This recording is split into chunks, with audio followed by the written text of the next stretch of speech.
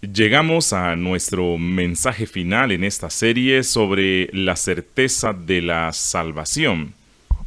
En las encuestas que son conducidas por varias empresas, parece que sobre los 60 millones de personas en Norteamérica claman ser cristianos nacidos de nuevo. Si usted es una de esas personas que se cuentan entre los 60 millones que se identifican como creyentes nacidos de nuevo, permítanme hacerle la pregunta: ¿qué significa ser nacido de nuevo?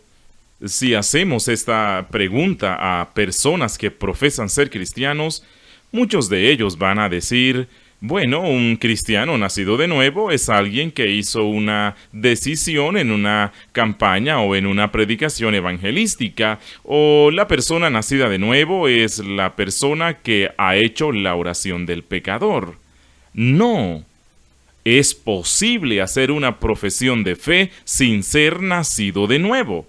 Esto es lo que aprendimos a lo largo de esta serie, que Jesús dijo que mucha gente va a clamar ser de Él, van a clamar que lo conocen, ellos van a honrarlo con sus labios, pero sus corazones están lejos de Él. Ser nacido de nuevo significa haber sido cambiado por la operación sobrenatural o por la obra de Dios, el Espíritu Santo. Vimos en la epístola a los Efesios este fuerte contraste entre la vida antes de ser avivada por el Espíritu y la vida luego de haber sido avivada por el Espíritu. Previo a la regeneración, nosotros caminamos siguiendo la corriente de este mundo conforme al príncipe de la potestad del aire, haciendo por naturaleza los deseos de la carne. Esa es la vida de la persona caída que no ha renacido. Y de esta manera, ahora tenemos que hacer la pregunta: ¿qué es esto que se produce? ¿Cuál es el cambio que es afectado por la operación del Espíritu en nuestras almas o en nuestros corazones? Y parte de la disputa acerca de la regeneración se enfoca en las diferencias de nuestro entendimiento acerca del pecado original. Todos los que profesan ser cristianos creen que había algún tipo de caída y que hay algo erróneo con nuestra naturaleza constitutiva, que nosotros en verdad somos criaturas caídas y corruptas, pero hay masivas diferencias con respecto al grado de esa caída, al grado de esa corrupción mortal que tiene lugar como resultado de la caída. Hay cristianos que creen que si el hombre ha caído, pero todavía permanece en el alma tan corrupta como el alma puede ser, lo que yo denomino una pequeña isla de justicia que no ha sido afectada por la caída, en donde fuera de esta isla de justicia alguien todavía tiene el poder para cooperar o no con la oferta de gracia de parte de Dios. Y aún antes de que ellos sean regenerados, aún antes de que este avivamiento tenga lugar, todavía permanece esta isla de poder dentro de ellas, a la cual no puedo encontrar definitivamente en ningún lugar de la Escritura. Cuando leo la Escritura, hablando acerca de nuestro estado de la naturaleza, la Biblia utiliza palabras como estamos muertos en pecados, estamos en esclavitud del pecado, somos por naturalezas hijos de la ira, no queremos a Dios en nuestro pensamiento. Y la manera en que nosotros hemos entendido eso es esta: que la persona empedernida tiene una tendencia moral, un prejuicio contra Dios. Por naturaleza, las Escrituras nos dicen que estamos en enemistad, y la enemistad es una descripción de una actitud hostil. La carne no puede producir otra cosa que no sea pecado, pues estamos en enemistad con Dios. Eso describe no solo nuestras acciones, sino que describe las actitudes más profundas de nuestros corazones. lo que nosotros denominamos en teología la inclinación del alma o la disposición, de manera que antes de que seamos regenerados, antes de ser renacidos, estamos indispuestos hacia las cosas de Dios. No tenemos ningún amor genuino por Cristo. No hay amor hacia Dios en nuestros corazones. A un nivel práctico, la gente viene a mí todo el tiempo luchando con su certeza de salvación. La gente me dice, ¿cómo puedo saber si soy salvo? Y por lo general les hago 3 preguntas. En primer lugar, ¿aman a Jesús perfectamente? Y cada persona a la que alguna vez he hecho esa pregunta es franca y contesta, no, no lo hago. Esa es la razón por la que ellos no están seguros del estado de su alma. Ellos saben que hay deficiencias en su cariño o afecto por Cristo, porque saben que si aman a Cristo perfectamente, deberían obedecerlo perfectamente. Si me amáis, dice Jesús, guardad mis mandamientos, de manera que tan pronto como desobedezca uno de sus mandamientos, para mí esa es una señal de que yo no estoy amando a Dios perfectamente. Así, no estoy sorprendido cuando un verdadero cristiano me dice, no, no lo amo perfectamente. Y voy a decir, ¿lo amas tanto como deberías? Ellos como que me miran extrañados, dicen, no, por supuesto que no. Si la respuesta a la primera pregunta es no, la respuesta a la segunda pregunta tiene que ser no, porque se supone que debemos amarlo perfectamente, pero no lo hacemos. Y ahí está la tensión que experimentamos acerca de nuestra salvación. Permítanme llegar a la tercera pregunta. A estas personas les digo, escúchenme, ¿usted lo ama del todo? Pero antes de que me contesten esa pregunta, les pregunto, ¿aman al Cristo bíblico? ¿Aman al Cristo a quien encuentran en las páginas de la Sagrada Escritura? Digo eso por esta razón. Hace muchos años enseñé en el Instituto Vida Joven en Colorado Springs e hice muchísima obra en esos días para este ministerio y tuve enorme respeto por el Ministerio de Ayuda Social de esa organización. Cuando estaba allí entrenando al personal en Colorado, dije, permítanme advertirles acerca de un grave peligro en este ministerio. En primer lugar, no conozco personalmente ningún otro ministerio para gente joven en el mundo que sea más efectivo en acercarse a los chicos, involucrarse en sus asuntos, involucrarse en sus problemas, ministrar a los chicos en donde ellos se encuentren y saber cómo alcanzarlos para reaccionar. Les dije, esa es la fuerza más grande de esta organización y también es su más grande debilidad, porque Vida Joven, como un ministerio, hace al cristianismo tan atractivo para los chicos que es fácil para ellos ser convertidos a Vida Joven sin aún haber sido convertidos a Cristo. Y esa es la razón por la que digo cuando les pregunto si del todo aman a Cristo. No estoy preguntando si aman a Cristo, quien es el héroe de los niños, y si aman a Cristo, quien es el símbolo de la teología de la liberación o del maestro moral que tienen los liberales. Yo les estoy preguntando si aman al Cristo que aparece en la Escritura, y si le pregunto si ama a sus niños, usted sabría si lo hace o no. Estoy preguntando algo acerca de sus afectos, le estoy preguntando acerca de su inclinación, le estoy preguntando acerca de su disposición, le estoy preguntando acerca de la inclinación de su corazón, y es la misma cosa si yo le digo, ¿tiene usted algún afecto por Cristo? Pero si usted dice sí a esa pregunta, aquí es donde entra la teología. Estoy diciendo que si para una persona empedernida es posible tener un verdadero afecto por Cristo, Y mi respuesta es sí, ese afecto por Cristo es un resultado de la obra del Espíritu, porque esto es lo que hace el Espíritu en el avivamiento. De esto se trata la regeneración, que Dios, el Espíritu Santo, cambia la disposición de su alma, cambia la disposición e inclinación de su corazón, en donde antes usted era frío a las cosas de Dios, era hostil o indiferente, la cual es la peor clase de hostilidad, por cierto, pero usted no tiene un afecto real verdadero por las cosas de Dios, porque usted estaba en la carne, y la carne no ama las cosas de Dios.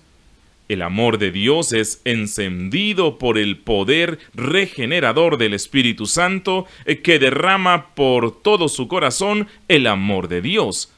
De manera que sí puedo contestar sí a la pregunta de tener afecto por Cristo, aunque me doy cuenta de que no lo amo tanto como debería, no lo amo perfectamente. Si lo amo del todo, eso me asegura que el Espíritu ha hecho esta obra transformadora en mi alma, porque yo no tengo el poder en mi carne para, en un abrir y cerrar de ojos, preparar cualquier verdadero afecto por Jesucristo. Pero hay puntos de vista de la regeneración ahí que no le van a dar a usted este tipo de certeza. Uno de los puntos de vista más populares de la regeneración en todo el mundo evangélico de hoy es ese punto de vista que dice que lo que sucede a la regeneración es que el Espíritu Santo entra en su vida, Él habita en usted. Pero aún después de eso, después de la regeneración, usted tiene que responder al Espíritu, usted tiene que cooperar con el Espíritu, usted tiene que pedirle que lo llene y ponerlo a cargo de su vida, porque es posible para usted ser regenerado, inundado por el Espíritu Santo. Es decir, usted es un cristiano, pero usted puede ser lo que se denomina un cristiano carnal, que nunca da lugar a ningún fruto de obediencia, lo cual, desde nuestra perspectiva teológica, diríamos que esa es la descripción de un cristiano carnal. Cuando el Nuevo Testamento habla acerca de ser carnal, eso significa que comenzamos puramente carnales. Estamos en la carne.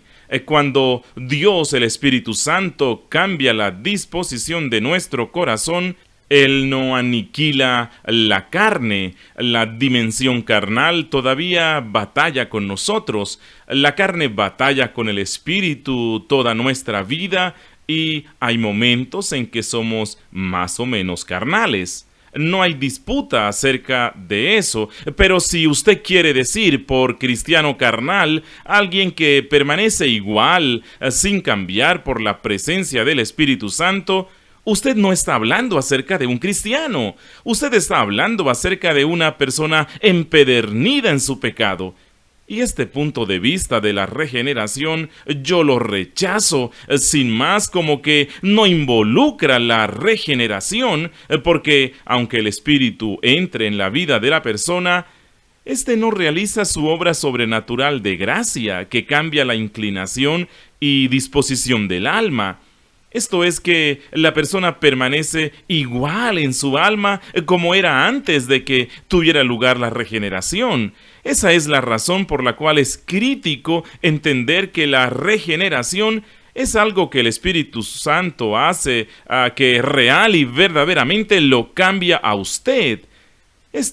Cambia la disposición de su corazón. El Espíritu Santo cambia la disposición de su alma. Y si una persona es en verdad regenerada y manifiesta la fe, es imposible para esa persona no dar lugar a algún fruto, no dar lugar a alguna medida de obediencia. Muy bien, hemos visto que la regeneración es la obra del Espíritu Santo, por la cual la inclinación del alma es cambiada, pero El Espíritu Santo no solo nos cambia en términos de esta obra de regeneración, sino que Él hace otras cosas que son importantes para nuestra certeza, y permítanme ver algunas de ellas. Veamos la segunda carta de Pablo a los Corintios, capítulo 5, versículo 1. Porque sabemos que si nuestra morada terrestre, este tabernáculo, se deshiciere, tenemos de Dios un edificio, una casa no hecha de manos, eterna en los cielos, y por esto también gemimos, deseando ser revestidos de aquella nuestra habitación celestial, pues así seremos hallados vestidos y no desnudos, porque asimismo los que estamos en este tabernáculo gemimos con angustia, porque no quisiéramos ser desnudados, sino revestidos, para que lo mortal sea absorbido por la vida. Escuche esto: mas el que nos hizo para esto mismo es Dios, quien nos ha dado las arras del Espíritu. En otras traducciones de la Biblia, los autores hablan no solo de la garantía o prenda o las arras del Espíritu, sino de lo que se denomina la fianza del Espíritu, y el lenguaje aquí viene del mundo comercial de los griegos de la antigüedad. Hoy en día, la única vez que usted escucha este término utilizado de esta manera es en el negocio de los bienes raíces. Si usted está interesado en comprar una casa y quiere firmar un contrato inicial para que la gente saque fuera del mercado la casa, ellos le piden dinero para gastos menores, u otra gente lo llama la fianza, es decir, que ellos no quieren estar tratando con gente que anda jugando o divirtiéndose diciendo que va a comprar una casa, sino que ellos quieren gente seria en ese negocio. Y la idea aquí en la Escritura es que el Espíritu, cuando nos regenera, no solo cambia la disposición de nuestros corazones y la inclinación de nuestras almas, sino que Él nos da la garantía, las arras del pago final completo. Cuando compro algo a crédito, tengo que hacer un pago inicial. Pero sabemos, hay gente que cada día que entra en contratos, que extiende un primer pago y luego de que se han realizado unos pocos pagos, ellos dejan de realizar sus pagos. Tal vez a ellos se les extingue el derecho de redimir su hipoteca o que le devuelvan la parte de lo que ha pagado de su vehículo y se lo quiten porque ha fallado en guardar los términos del contrato. Con el pago inicial, ellos prometen pagar toda la cantidad, pero no siempre lo hacen. Pero cuando Dios realiza un pago inicial sobre algo, ese pago inicial es su palabra, es su promesa que lo va a hacer. De hecho, paga toda la cantidad. Y este es el lenguaje que Pablo está utilizando en el Nuevo Testamento cuando dice: cuando somos nacidos del Espíritu, no solo que el Espíritu cambia nuestros corazones y cambia nuestras almas, sino que nos da la promesa, la garantía de que la llenura de nuestra salvación será cumplida. Ese es el asunto de la gente que dice: puedo ser salvo hoy, pero mañana puedo dejar de serlo. Están ignorando la promesa de que lo que Dios comienza, Él lo termina. Él pone un pago inicial. Usted puede descansar seguro porque está garantizado de que el resto va a ser pagado. Ahí está la base de nuestra certeza. Esta es la obra de Dios, el Espíritu Santo. Tomemos otro ejemplo de esto. Lo encontramos en 2 Corintios capítulo 1, comenzando en el versículo 15. Con esta confianza quise ir primero a vosotros para que tuvieseis una segunda gracia y por vosotros pasar a Macedonia y desde Macedonia venir otra vez a vosotros y ser encaminado por vosotros a Judea. Así que al proponerme esto, ¿usé quizá de ligereza? ¿O lo que pienso hacer, lo pienso según la carne para que haya en mí sí y no? Mas, como Dios es fiel, nuestra palabra a vosotros no es sí y no. Porque el Hijo de Dios, Jesucristo, que entre vosotros ha sido predicado por nosotros, por mí, Silvano y Timoteo, no ha sido sí y no, mas ha sido sí en Él, porque todas las promesas de Dios son en Él, sí, y en Él, amén, por medio de nosotros, para la gloria de Dios. Todas las promesas de Dios para nosotros son sí y amén. Dios no vacila en sus promesas. El apóstol está diciendo aquí que todas sus promesas están bien establecidas por la afirmación divina. Luego él continúa diciendo esto en el versículo 21, y el que nos confirma con vosotros en Cristo y el que nos ungió es Dios. Y ahora escuche con atención, el cual también nos ha sellado y nos ha dado las arras del Espíritu en nuestros corazones. No solo que tenemos la garantía del Espíritu, sino que también Pablo nos dice, y él repite esta idea más adelante en Efesios, que estamos sellados por el Espíritu Santo. La palabra griega aquí es fragis. No sé si han visto las películas de la Edad Media, cuando se promulga un decreto del rey y él mismo va a salir y va a ser anunciado en el pueblo. Al final de la proclamación, ahí está ese sello con cera añadido a la proclamación, en la cual está la firma del rey, en donde el símbolo del rey está bajo el sello del anillo. El monarca tiene un anillo que tiene grabado una cierta figura o forma que es el símbolo de su firma. De esta manera, si un documento o un edicto lleva el sello en cera del anillo del rey, eso significa que este es el testimonio irrefutable de su autenticidad. Y aquí, el Rey del Universo coloca su marca indeleble sobre el alma de cada uno de sus hijos. Él nos da no solo la garantía, no solo el cambio en disposición de nuestros corazones, sino que Él nos sella para el día de la redención. Finalmente, en la epístola a los Romanos, el capítulo 8, leemos las palabras alentadoras en el versículo 9, en donde Pablo escribe: mas vosotros no vivís según la carne, sino según el Espíritu, si es que el Espíritu de Dios mora en vosotros, y si alguno no tiene el Espíritu de Cristo, no es de él. Pero si Cristo está en vosotros, el cuerpo en verdad está muerto a causa del pecado, mas el Espíritu vive a causa de la justicia. Y si el Espíritu de aquel que levantó de los muertos a Jesús mora en vosotros, el que levantó de los muertos a Cristo Jesús vivificará también vuestros cuerpos mortales por su Espíritu que mora en vosotros. Así que, hermanos, deudores somos, no a la carne, para que vivamos conforme a la carne, porque si vivís conforme a la carne, moriréis, mas si por el Espíritu hacéis morir las obras de la carne, viviréis. Bueno, aquí está lo que él dijo: porque todos los que son guiados por el Espíritu de Dios, estos son hijos de Dios. Pues no habéis recibido el espíritu de esclavitud para estar otra vez en temor, sino que habéis recibido el espíritu de adopción, por el cual clamamos: Abba, Padre.